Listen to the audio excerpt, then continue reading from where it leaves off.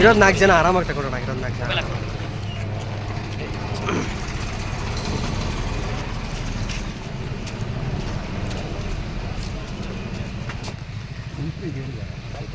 Aadhaar card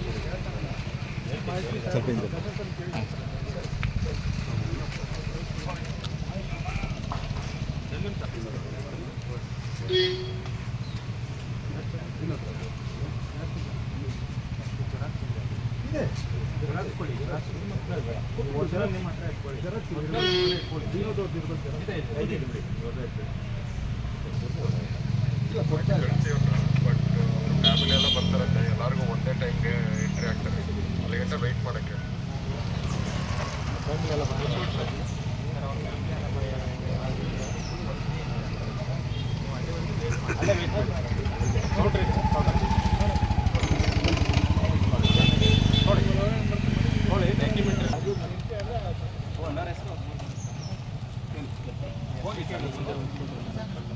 side ಬಂದ್ಬಿಡಿ, ಈ ಕಡೆ ಬಂದ್ಬಿಡಿ.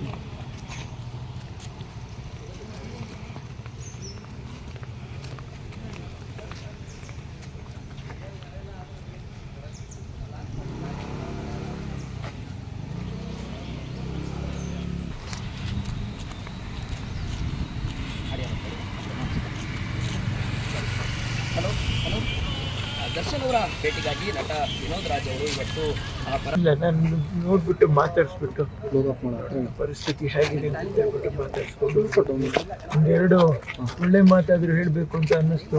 ಈಗ ನಮ್ಮ ತಾಯಿಯವರು ತೂಗುದೀಪ್ ಶ್ರೀನಿವಾಸ್ ಅವ್ರ ಜೊತೆ ಸುಮಾರು ಚಿತ್ರಗಳನ್ನ ನಟಿಸಿದ್ದಾರೆ. ಅವರು ಅವರಿಗೆ ಆರೋಗ್ಯ ಇಲ್ಲದಿದ್ದಾಗಲೂ ಕೂಡ ದರ್ಶನ್ ಅವ್ರು ಬಂದು ಪಾಪ ನೋಡಿ ನಮ್ಮ ತಾಯಿಯವ್ರ ಹತ್ರ ಮಾತಾಡಿಸಿ ಅಮ್ಮ ಹೇಳಿದ್ರು, ಏನಪ್ಪ ಕಲಾವಿದ್ರ ಮಗ ಯಾವುದೇ ಕಾರಣಕ್ಕೂ ದರ್ಶನ್ನ ಬಿಟ್ಕೊಡ್ಬೇಡಕ್ಕಂದ ಅಂತಂತ ಹೇಳ್ಬಿಟ್ಟು ಹೇಳೋರಮ್ಮ. ಕಷ್ಟ ಸುಖಗಳು ಎಲ್ಲ ಸೇರಿನೇ ಬಂದಿರ್ತವೆ. ಕೆಲವು ಸಮಯ ಎಲ್ಲವೂ ಚೆನ್ನಾಗಿದ್ದಾಗ ಏನೋ ಒಂದು ದೃಷ್ಟಿ ಪರಿಹಾರ, ಏನು ಕೆಟ್ಟ ಗಡಿಗೆಗಳು ಹೇಗೆ ಆಗೋಗ್ಬಿಡುತ್ತೆ ಅಂತಂದರೆ ನಮಗೇನೆ ಆಶ್ಚರ್ಯ ಆಗೋಗುತ್ತೆ. ತಿಂಗಳಿಂದ ಒಂದು ಕಡೆ ಪ್ರಾಣ ಕಳ್ಕೊಂಡವ್ರ ಮನೆ ನೋವು, ಇನ್ನೊಂದು ಅಭಿಮಾನಿಗಳ ಮಧ್ಯೆ ಸಂತೋಷವಾಗಿ ಎಲ್ಲ ನಿರ್ಮಾಪಕರ ಜೊತೆಲಿ ಏನೋ ಅವರ ಕಾರ್ಯಾಚರಣೆಗಳು, ಅವರ ಒಂದು ದಿನಚರ್ಯೆಗಳು ಹೇಗಿದ್ದು, ಹೇಗೆ ಬದಲಾವಣೆ ಆಗೋಗ್ಬಿಟ್ಟು ಇದು ಆಗಬಾರ್ದಾಗಿತ್ತು, ಏನೋ ಆಗೋಯ್ತು. ನೋಡಿ ಮಾತಾಡಿಸಿ ಏನು ಒಂದು 2 ಮಾತು ಅವ್ರಿಗೆ ಹೇಳ್ತಾರೆ ಅಂತ ತಿಳ್ಕೊಂಡು ನನ್ನ ಬಗ್ಗೆ ಮಾತಾಡ್ತೀನಿ. ಸರ್, ಕಳೆದ ಬಾರಿ ಲಾಸ್ಟ್ ಟೈಮ್ ನೀವು ಯಾವಾಗ ಭೇಟಿ ಮಾಡಿದ್ರಿ ಸರ್ ದರ್ಶನ್? ನಾನು ಮೈಸೂರಿನಲ್ಲಿ ಶ್ರೀರಂಗಪಟ್ಟಣದಲ್ಲಿ ಅಲ್ಲಿ ಮಾತಾಡ್ಸಿದ್ದೆ. ನಾನು 5ನೇ ತಾರೀಕು ನಾನು ಸರ್ಜರಿ ಆಯಿತು ನನಗೆ. 8ನೇ ತಾರೀಕು ಒಳಗಡೆ 5ನೇ ತಾರೀಕು ಮಾತಾಡಿದ್ದೆ ದರ್ಶನ್ ಅವ್ರ ತೋಟಕ್ಕೆ ಹೋಗ್ಬೇಕಾಗಿತ್ತು. ಸ್ವಲ್ಪ ಗಿಡ ಮರಗಳು, ಸೀಬೆ ಗಿಡ, ಕೆಲವು ಸ್ಪೆಷಲ್ ಗಿಡಗಳು ಬಂದಿದ್ವು. ಅವ್ನು ತಗೊಂಡೋಗಿ ಅಲ್ಲಿ 5 ಜನ ಕರ್ಕೊಂಡೋಗಿ ತೋಟದಲ್ಲಿ ಉಣಿಸ್ಬಿಟ್ಟು ಬರೋಣ ಅಂತ ಹೇಳ್ಬಿಟ್ಟು ಎಲ್ಲ ಮಾತಾಡಿದ್ವಿ.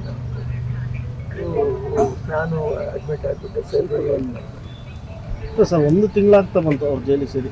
ಅಂದರೆ ನೀವು ಇವತ್ತು ಬಂದಿದ್ದೀರಿ ಅಂದರೆ ಏನಾದರೂ ನಾನು ಸರ್ಜರಿನಾಗಿದ್ದೆ ಅಂದರೆ ಸರ್ 7ನೇ ತಾರೀಕಿನೇ ಸರ್ಜರಿ ಆಯಿತು. ಸ್ವಲ್ಪ ಮೇಲ್ಗೆ ಸರ್ಜರಿ ಇದೆ, ಅಪೆಂಡಿಸೈಟಿಸ್ ಸರ್ಜರಿ, ಅವೆರಡು ಅಲ್ಲಿ ಶ್ರಮ ಜಾಸ್ತಿ ಆಯಿತು. ಒಳಪದ್ರೆ ಹರಿದೋಗಿ 3rd ಇಂಚೆ ಬಂದ್ಬಿಡ್ತಾರೆ. ಅಂದರೆ ಸರ್, ಈಗ ದರ್ಶನ್ ನೀವು ಚಿಕ್ಕ ವಯಸ್ಸಿಂದ ನೋಡಿದ್ದೀರಿ, ಈ ರೀತಿ ಕೊಲೆ ಪ್ರಕರಣದ ಜೈಲಿಗೆ ಹೋಗ್ತಾರೆ ಅನ್ನೋದು ಬಂದಿತ್ತ? 2ನೇ ಸರಿಯಾಗೋಯ್ತಲ್ಲ ಈಗಿನ ಪರಿಸ್ಥಿತಿ. ಈಗ ಹೇಗಾಯಿತು ಅಂತ ಹೇಳ್ಬಿಟ್ಟೆ ನಮಗೆ ಇನ್ನೂ ಕೂಡ ನಮಗೆ ಅದು ಜೀರ್ಣಿಸ್ಕೊಳ್ಳೋಕ್ಕೂ ಆಗ್ತಾ ಇಲ್ಲ. ಗ್ಯಾರಂಟಿ ನ್ಯೂಸ್, ಸುದ್ದಿ ಖಚಿತ, ನ್ಯಾಯ ನಿಶ್ಚಿತ.